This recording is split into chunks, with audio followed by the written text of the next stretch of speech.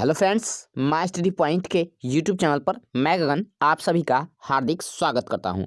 तो साथियों, ऐसा है कि जो है बिहार बोर्ड का सेंटअप एग्ज़ाम होने जा रहा है 2 से 3 दिनों के अंदर में, उसका क्वेश्चन पेपर जो है वो आउट हो चुका है।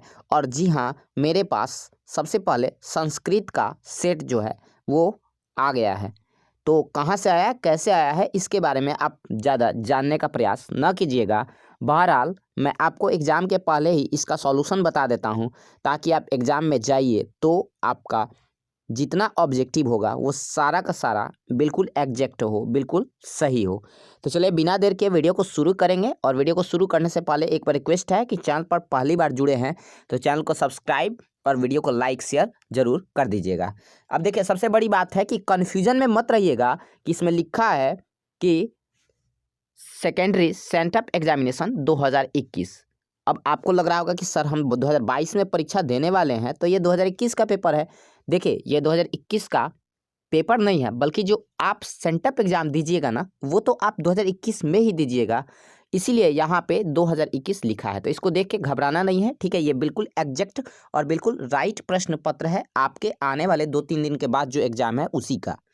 तो अगर आपको विश्वास नहीं है तो देख लीजिए, इसका आंसर मिला लीजिए, कॉपी में लिख लीजिएगा, ठीक है। अगर अगर आंसर क्वेश्चन सेम नहीं रहा तो भाई वीडियो को आकर डिसलाइक मार दीजिएगा और चैनल को अनसब्सक्राइब कर दीजिएगा। चलिए ठीक है। तो देख लीजिए, ये सेट संख्या जो है ना, ये जो सेट है, ये प्रश्न पत्र का सेट जो है ए है, ठीक है। अपना कोड वोड देख लीजिए, ठीक है। और यही जो है पेपर रहेगा, आप किसी भी स्कूल के विद्यार्थी क्यों ना हो, और आप बस बिहार बोर्ड के कैंडिडेट होने चाहिए। तो चलिए बिना देर के वीडियो को शुरू करते हैं। तो देखिए, ध्यान दीजिएगा। तो देखिए, पहला प्रश्न आपसे क्या पूछा गया है कि उच्चारण प्रक्रिया का ज्ञान किस शास्त्र से होता है। तो देखिए, इसका जो बिल्कुल सही विकल्प होगा ना, वो होगा ऑप्शन नंबर ए, यानी कि शिक्षा। ध्यान रखिएगा कि उच्चारण प्रक्रिया का ज्ञान जो है शिक्षा शास्त्र से होता है।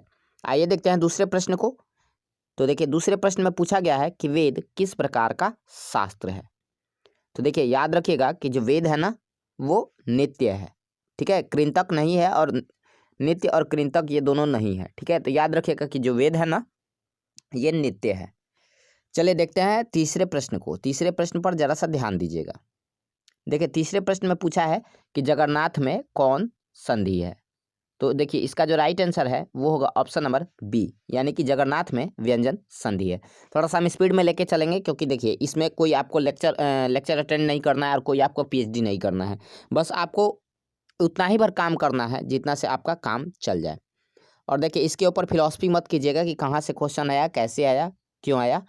देखिए, हमने आपके लिए एक इनिशिएटिव ले लिया तो ले लिया, आपके लिए क्वेश्चन आ गया तो आ गया, बस आप इसको लिखते चलिए और आगे बढ़ते चलिए।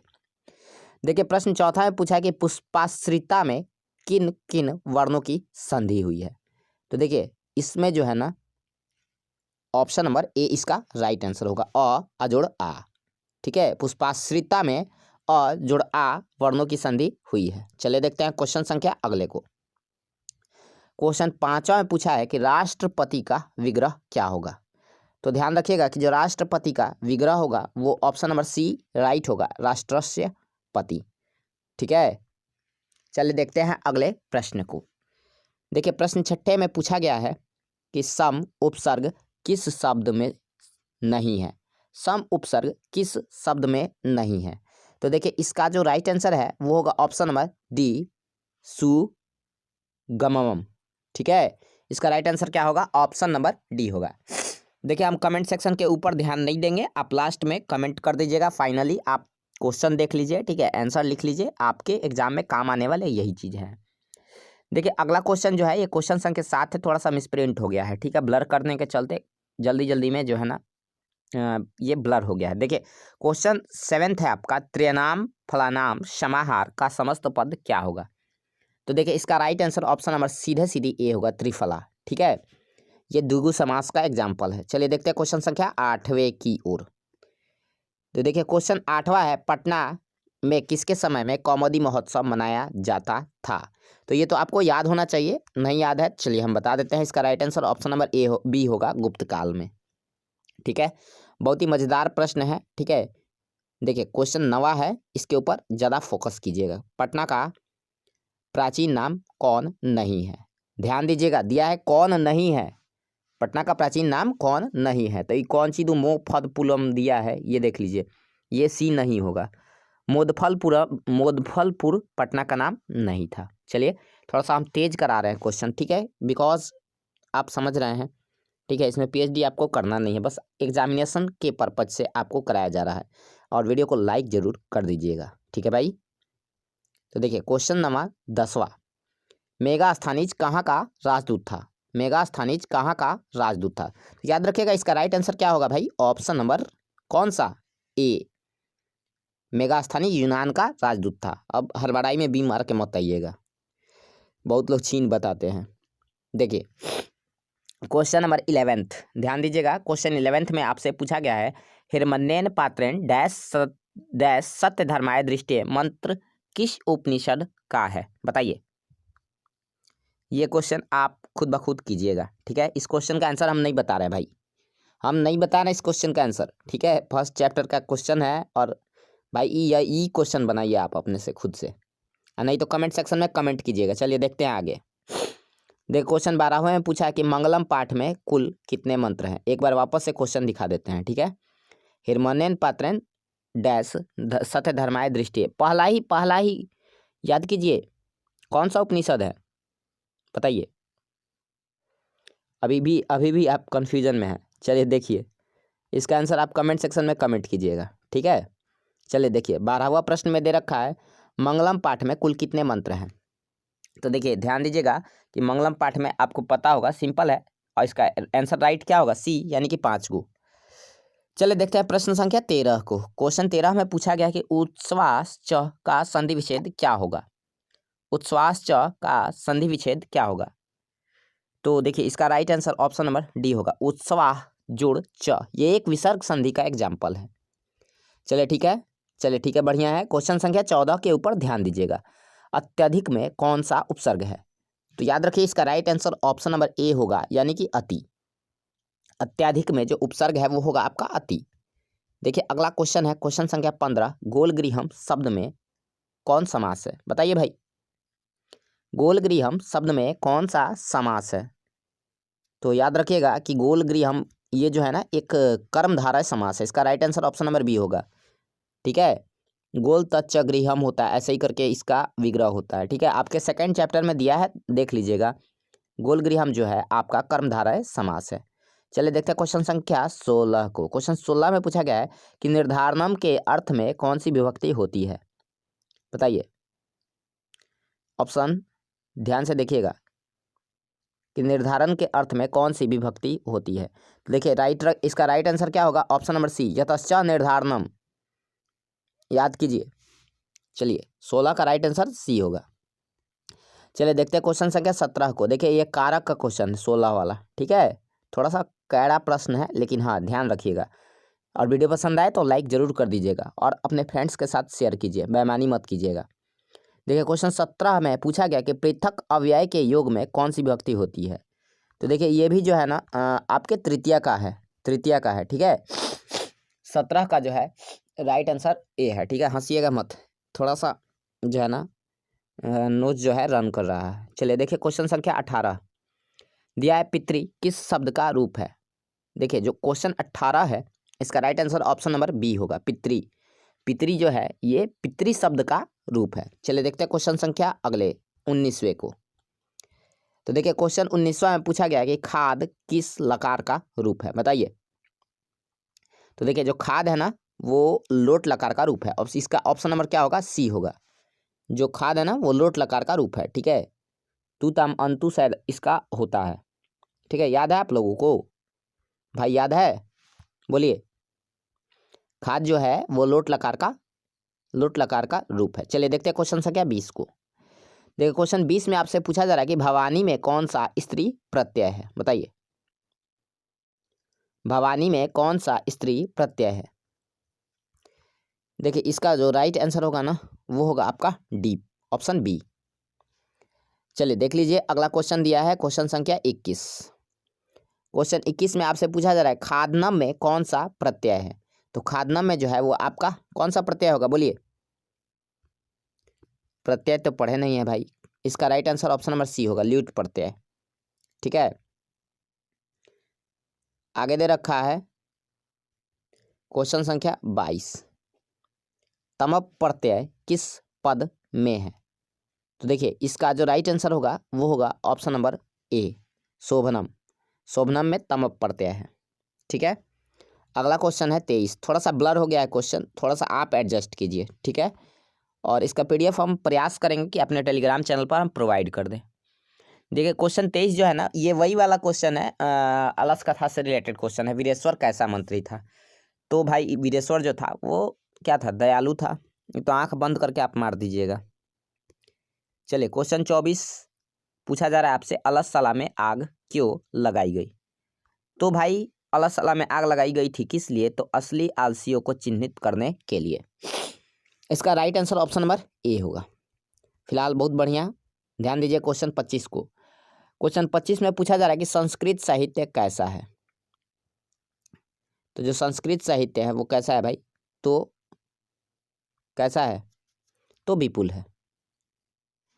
अगला क्वेश्चन है क्वेश्चन संख्या 26,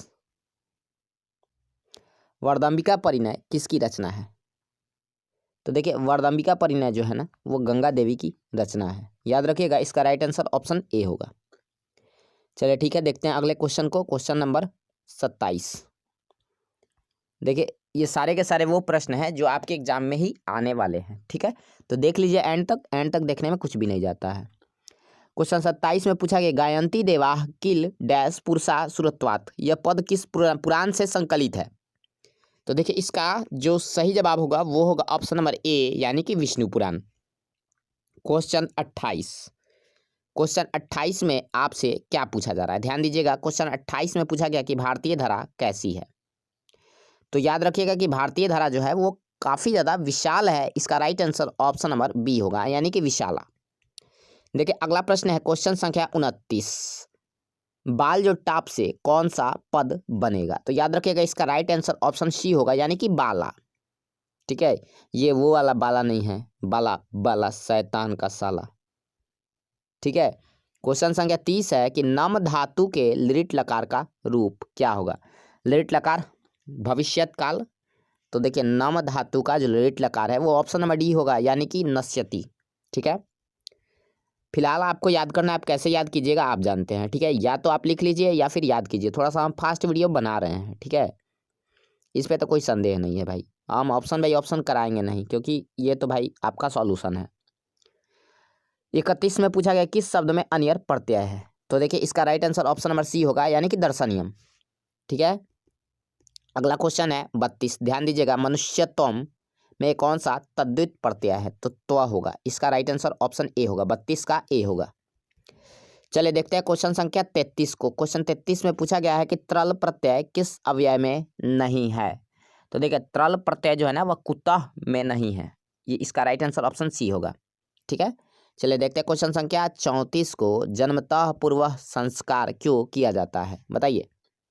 ऑप्शन ए है गर्भ रक्षा के लिए, बी है गर्भस्थ में संस्कार उपनयन हेतु, सी गर्भवती को प्रसन्नता के लिए, एंड डी इनमें से सभी के लिए। भाई तो सभी के लिए होगा। ठीक है,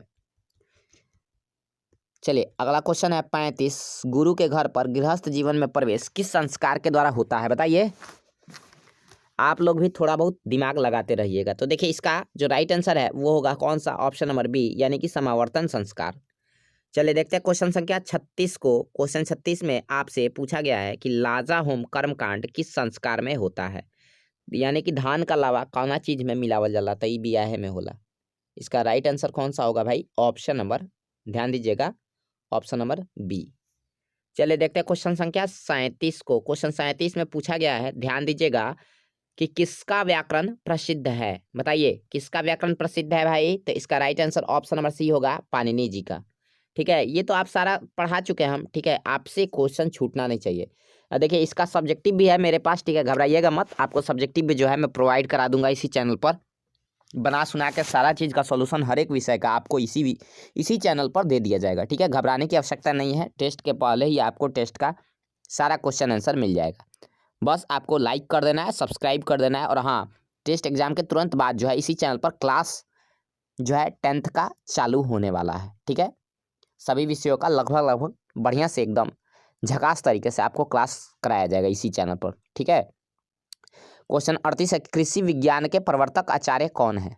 तो भाई इसका राइट आंसर 38 का कौन सा होगा? तो डी होगा, यानी कि पराशर जी। ठीक है, चलिए देखते हैं क्वेश्चन संख्या 39 को। क्वेश्चन 39 में पूछा गया कि आज मानवता के विनाश का भय किससे है, बताइए। तो देखिए इसका राइट आंसर ऑप्शन नंबर कौन सा होगा भाई? तो ए होगा, यानी कि विध्वंसक अस्त्रों से। ठीक है, बिल्कुल सही जा रहे हैं आप लोग। देखिए क्वेश्चन संख्या 40 में आपसे क्या पूछा गया है। क्वेश्चन 40 में पूछा गया करुणा से क्या होती है? करुणा से क्या होती है भाई? करुणा से क्या होती है बताइए। तो देखिए इसका राइट आंसर ऑप्शन नंबर क्या होगा भाई? तो बी होगा, यानी कि शांति। चलिए देखते हैं क्वेश्चन संख्या 41 को। क्वेश्चन 41 में पूछा है कर्ण किसके पक्ष से युद्ध करता था? भाई ये कर्ण से दानवीरता चैप्टर है, उसी को शायद उसी का है ये। ठीक है, तो कर्ण जो है वो कौरव के पक्ष से युद्ध कर रहा था। ठीक है, सारे के सारे राइट आंसर हैं। ठीक है, वीडियो को लाइक जरूर कर दीजिएगा, चैनल पर पहली बार आए हैं तो सब्सक्राइब जरूर कर दीजिएगा। क्वेश्चन 47 है कि सॉरी 47 नहीं 42 है, आई एम सॉरी भाई, ब्लर हो गया है। ददातु किसका कथन है? तो ददातु ये कथन है इंद्र का, छली देवता। बी शक्र होगा इसका राइट आंसर। भाई अगर कोई भूल चूक हो जाए तो माफ़ जरूर कर दीजिएगा, क्योंकि थोड़ा सा हम तेज़ बना रहे हैं।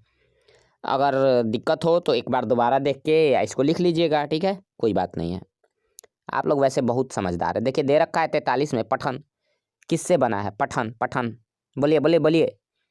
देखिए 43 का सी होगा राइट आंसर, पठ जोड़ सत्री।